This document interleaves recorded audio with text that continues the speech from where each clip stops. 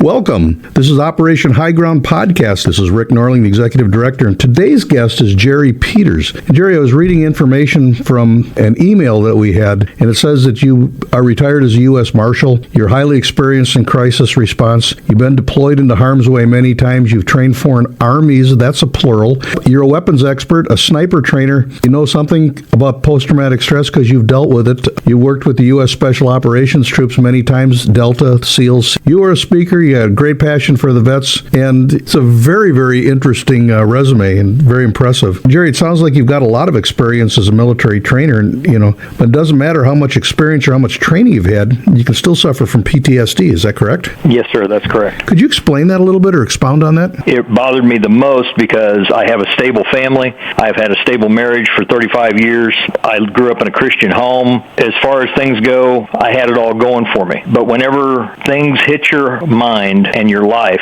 that you're incapable of dealing with, you go a different direction. And that direction can get very scary and very confusing. Coming back from Afghanistan, I read in 2010, that's kind of an interesting story in itself. What exactly did you experience coming back, and how was that for you? Well, I had been over there 3 years, 3 tours, and had been back off and on during that time between the tours. But I came back 31 December of 2010 and just really had a hard time adjusting back to any kind of a normal life, not just from a perspective of wondering what threat was around the next corner, but also just from a personal perspective with my family. Could you tell us a little bit more about that? What was going on with your family? Like I said, my wife and I, we've been married a long time, but I still had difficulty just connecting. She actually said that even though I came back in December of 2010, I didn't return home, in her opinion, until about April of 2012. I was distant. I was disconnected. I didn't really want to interact with people. My whole life had been dealing with my buddies and dealing with people who were trying to kill us. Everything was a threat. Every corner had something behind it. Every paper bag on the road had a bomb in it. You just become almost paranoid about everything in life.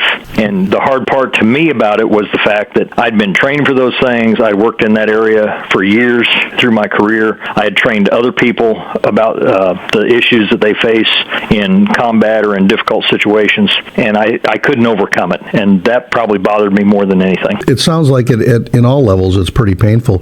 Was anything done to help reacclimate you back to society in the reintegration process? No, basically you go back to a main base maybe for a week or so, maybe 2 weeks before you come back home, and you may go through a few debriefings. You may talk to some people, but it's pretty surface, and it's more of trying to get information back from you of anything that you experience that you may be able to give them insight for future operations and things like that. But as far as any kind of a diffusing or intervention or anything like that, that's pretty much non-existent. So one day you're in the combat theater, the next day, literally, you're back home. Did you find anything that was beneficial to you or anything that would help you to heal or even be prepared once you got home? Well, for me personally, and I even did this when I was in Afghanistan, I have my Bible on an MP3 player, and I used to just listen to Scripture constantly. And it was nothing for me to go to bed at night, and because I couldn't sleep, either being wound up or whatever was going on in my head, I would listen to maybe all of Psalms and all of Isaiah in one sitting before I ever went to sleep. And I don't know how many hours that is, but those are long books of the Bible. It's the only place I really found some peace.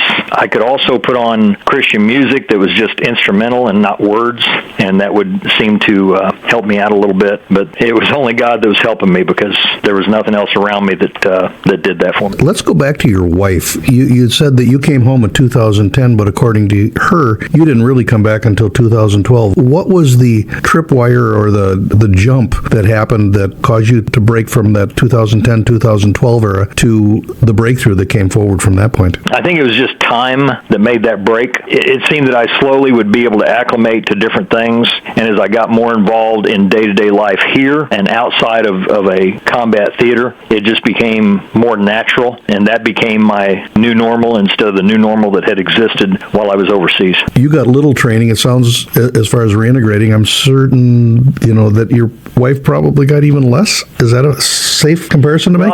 Yeah, she didn't have any training from government or anything else. The training we both had is through the years we've been involved in crisis ministry, and we understand people in crisis. We know that hurting people hurt others. We know that people, when they're in crisis mode, look at things things that are not reality as their reality. And I always say it this way, a person that I'm trying to help that may be in a difficult time, what they're going through is their perception, and it may not be realistic, it may not be something that's actual, but it's their perception, and if it's their perception, then it's reality to them. So the training that my wife had got in that area and the ministry work we had done, she had been able to be patient with me and understand that even though my reactions to things were not realistic, that was where I was coming from. Would you say it's safe to say then that even though she had some training, she didn't really have enough? How unfortunate it is that so many spouses don't have any training when a returning member comes home. What could be done to help those families? What could be put in place so that some of the families of the returning soldiers could get some type of help, preferably from the church, from outside groups and things like that? Well, I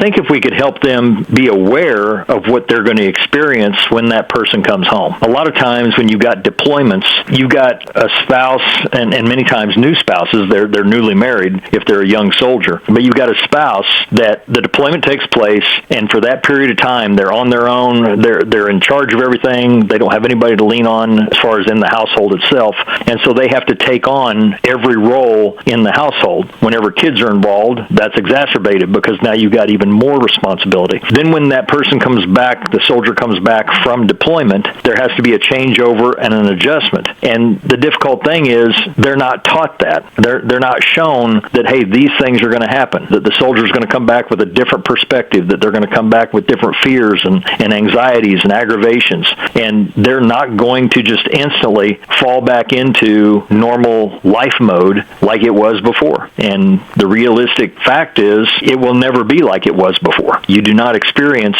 a combat situation or any kind of a major crisis, especially one that goes on month after month after month during a deployment, and then ever come back to the same kind of person. Would you say that there's a special bond that exists between soldiers or somebody in harm's way that can't really be duplicated when they get home, or can it be explained or somehow duplicated? Is there any way that you can get past that special bond that was there? I don't know. Even to this day, I've been back since 2010, and I miss my partners and my buddies tremendously. I worry about them regularly. I know the guys that are still there. One of my SEAL team buddies just went back for an 11th tour. He's spent, years over in the Middle East, and I'm concerned for him. I talked to him, got to have breakfast with him and his wife before he left. He's struggling. He's struggling mentally and emotionally, and knowing that his boys are growing and he's not there to watch them. There's just so much that goes on in that deployment, and you get so connected to those people when you're there that they do become like family. I don't know that can be duplicated. It's almost a terrible loss that you're dealing with, but that's an awareness that we need to make people aware of. Kind of what we're trying to do here. You said so much in one of the emails, and I was looking back at before, and they said that in the South Pacific, an average soldier in a 4-year tour in World War II in the South Pacific, they saw 40 days of combat. Consequently, Vietnam, we were looking at 242 days of conflict or combat when you were in the bush, so to speak, if I can use that term, from a civilian side. More importantly, like you said, 11 tours. What does that equate to? It equates to complete senility. I had guys that were in our units. I had 26-year-old Marines, recon Marines, that had been in combat for 6 years. And, one of them in particular had been a sniper. What does that young man know? He knows nothing but death and destruction and watching terrible things happen to other people and to his friends. Because I promise you, after 6 years in combat, his first 18, 19 years of life, he's not thinking about that anymore. He's thinking about his current situation, because his current situation is reality. And if he, for a minute, stops thinking about his current situation and starts daydreaming about some other years gone by, he won't survive very long. Based on what you just said, when some of these guys come home, yourself included, you're looking at trying to interact with a spouse who has learned to take over everything. You're used to giving orders, which are life and death orders, according to what you said, and all of a sudden you have to come back, and it's a different mindset altogether. Can you break that barrier and go back into a civilian mindset completely, or are you always in that mode where you're really struggling with that? I think when you've had a career in that realm, your mission-minded process that you go through with every decision will never go away. Maybe that's just me. I don't know. But I've talked to a lot of guys that are like myself, and we all have the same problem. problem. You've been involved in decisions and situations that if the wrong choice is made, if the wrong plan is developed, if the wrong mission is carried out, or if it's carried out in the improper way, somebody's going to get hurt or somebody's going to die. So even things of, decisions around the house and things like that, they become almost life or death situations. And that's where I probably caused my wife the most difficulty. And I'll say this, I don't know if you'll edit it out or not, but I've told people many times my wife's married to an idiot. And I can say that from an expert point of view because I know the guy very well. I say that because she can be talking to me about something and she'll say something or make some kind of a comment that will just set me off into a whole different realm. And I just begin to jump on her and almost attack her verbally. And she goes, well, what are you doing? She's very patient. She doesn't always understand why, but she's learned ways to kind of diffuse that. But it is a process, and I wish it would change because I'm not that kind of person. What would help? What do you need from other people? What do you need to heal? What message would you like to get out to the civilian population? I think, first of all, people just need to accept that we are who we are and quit trying to judge us for what we've done. Whether it's in law enforcement or, these police officers that are getting in shootings, or whether you're someone that's gone to a combat zone or whatever the case may be, you haven't walked in my boots. So if you haven't walked in my boots, don't try to tell me what's right and what's wrong. That's an area that will get me very frustrated very quickly. And it's unfair for people to try to judge where I've been, what I've done, and who I am just because I've got an experience or some title behind my name. And so I guess understanding would be the first word I would use. And the biggest thing about understanding, and I shared this with you one time when we talked, people need to understand that the reason they have freedom here, the reason they make money here, the reason they can do the things they do is because people like myself and others who have done a whole lot more than I have were willing to go and risk everything, including their life and their family, so that they could have those benefits. And for people to discount that or to come against that in any way, that will set most veterans off very sharply and very quickly. Jerry, does it ever feel to you like what you've sacrificed and what you've done doesn't really matter to the public? Most of the time, no. I told you the other day when we were talking about it that, 4th of July comes around and everybody's happy about the country and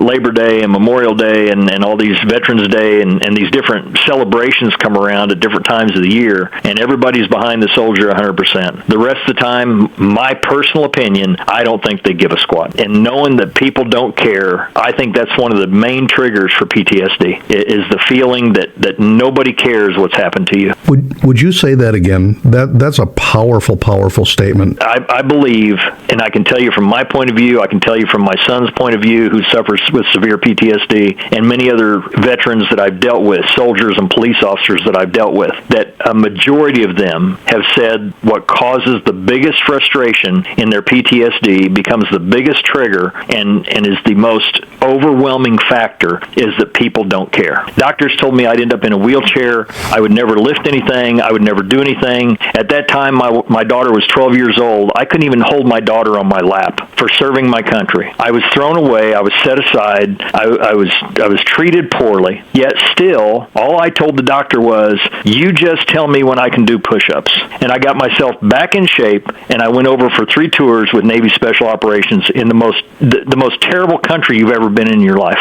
And I can tell you this, when I got hurt, my motivation was, I just want to serve my country. That's who I am. That's what I do. That's what I've been trained for. So all of those things happened after I was told I would never do anything again. So, that can be used to motivate the guys and gals that have been injured in the line of duty, the ones that have been blown up and dealing with all kinds of things. I've got severe PTSD. I've got traumatic brain injury. I've got steel rods and plates in my neck at C5 and 6. I had a back surgery at L1 recently, a year and a half ago, to repair damage from an injury. I've had my knee repaired. My shoulder's still messed up. My right ankle's still messed up, and I need some more of those, and my lower back's hurt. But I'm moving on. And that's the kind of people that are serving this nation. They'll give up everything. They'll go through pain. They'll go through any kind of sacrifice they can because they just want to serve. And I try to tell churches this, if we could get the warriors of God to stand up and do the same thing, we would set this world on fire. And that's the approach approach that I use when I speak at churches. Where's the warrior? Because the warrior is the one that's going to stand no matter what comes. Well, I want the need to be heard. I don't care whether I'm heard. I want the need to be heard. And I know that, I am capable of communicating and getting the communication into a pattern and a way that people will understand it. Not only meet the needs of the people that need help, but to also get an awareness out there that we've got police officers and firefighters and soldiers and everything else that they give everything. Their hours are terrible. Their pay is terrible. The risk is unbelievable, and as we know, as the end comes, it's going to be even worse because we're watching that unfold as we speak. And I just want to get the message out that they're there. They're there to help you. They'll commit and do anything they can for the people of this country, and at the very least, show them a little bit of respect. So, like I said, the opportunities to help people are endless. The same concept flows into the general civilian population because I've met all kinds of people with PTSD, that have never been to combat, never been a police officer. It's just our world is treacherous. As you all know, the church is the only thing that's going to make the difference because they're the only ones that have the answer. And the reason we have the answer, and I've always used this statement, we're like a three-legged stool. The Lord gave me this analogy years ago. A person is like a three-legged stool.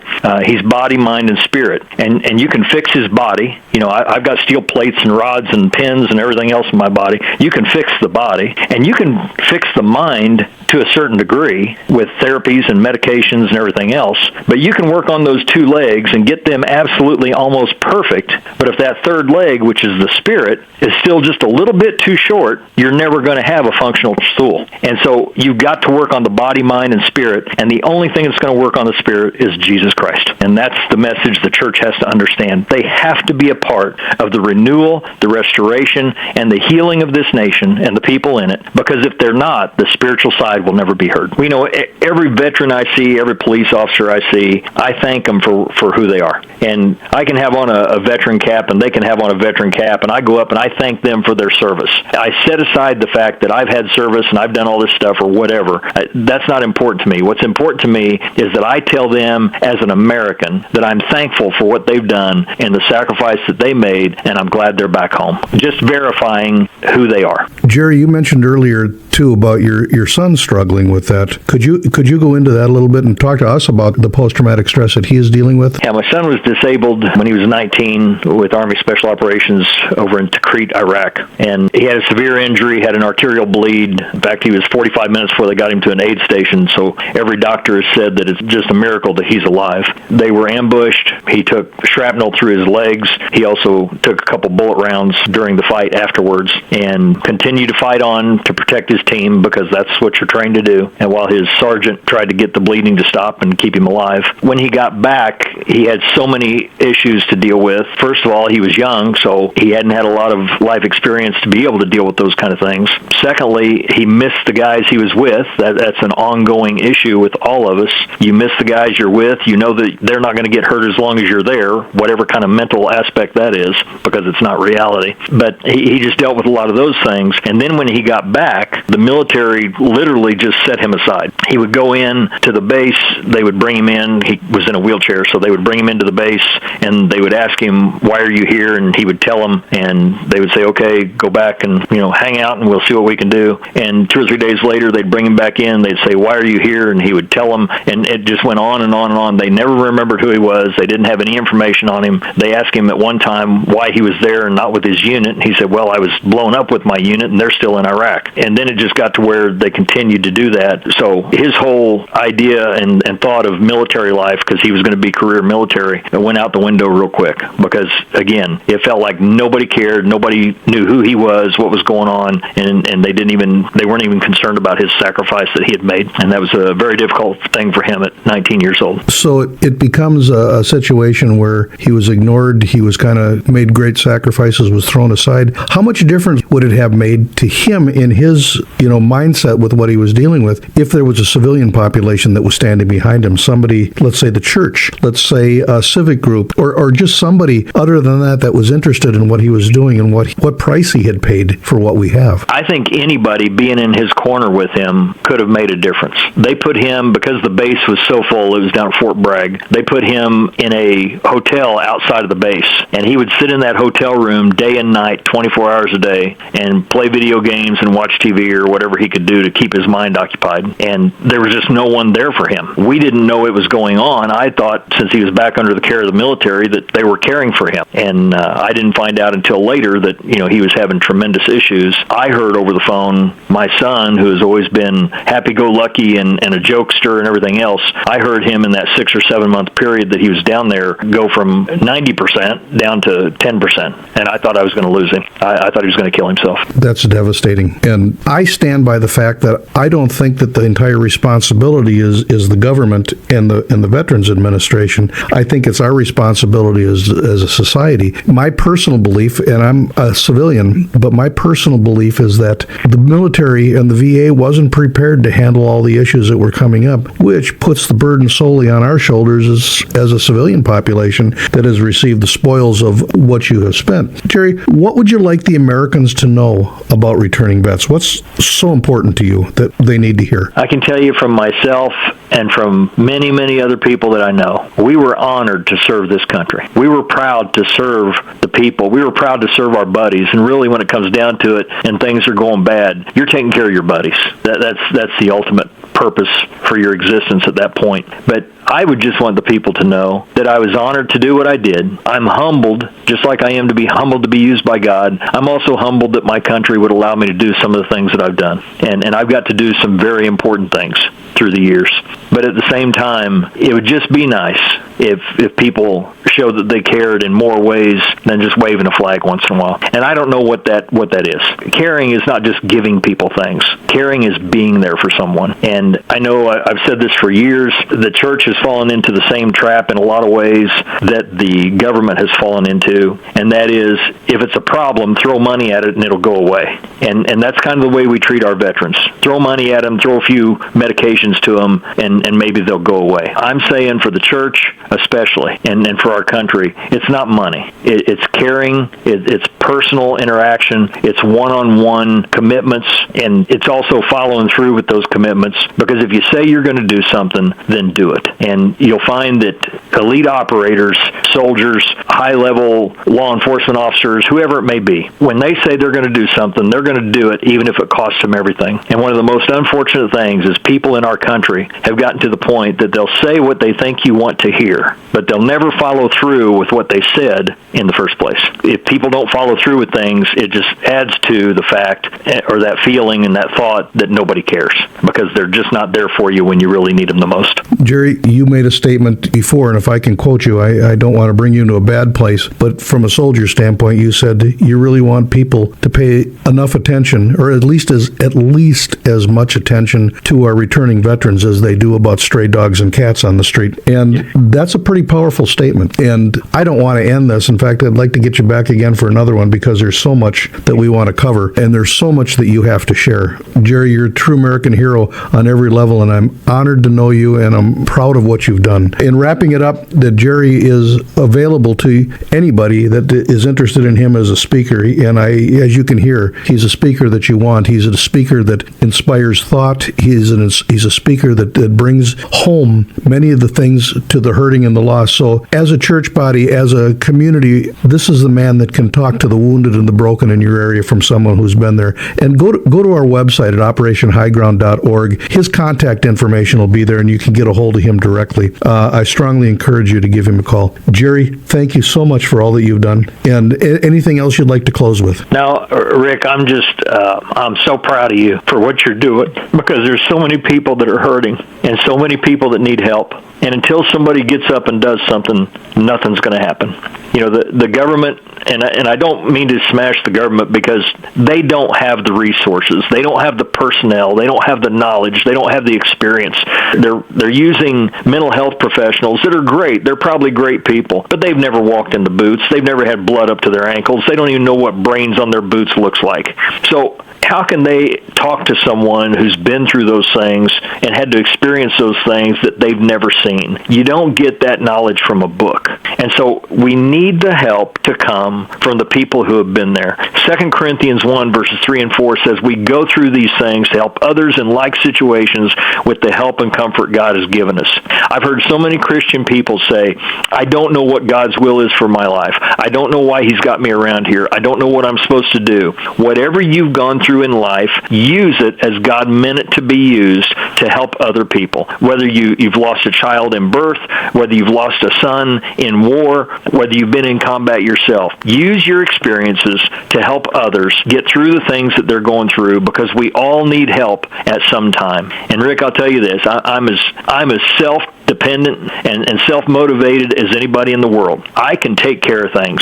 I guarantee it. But there's times I've had to sit back and ask somebody to carry me a little bit. So I'm glad you're doing this. I applaud you for veterans all over the world for doing what you're doing. And I pray to God that it has an impact on God's people, because for such a time as this have they been designed for this day and age. Well, Jerry, this is awesome, and I mean, you're the reason that we're doing this. This is your forum, this is your voice, and this is your story. And we're making sure that we get this out and we get it told to the people. We're not going to just put it onto an empty website and just let people hopefully come alongside it or put it into YouTube and hope that somebody can see this. We're going to make sure we're going to bring it to the people, and we're going to let them know. I'm very grateful for you, and I really, really thank you for your time. God bless you, and God bless America.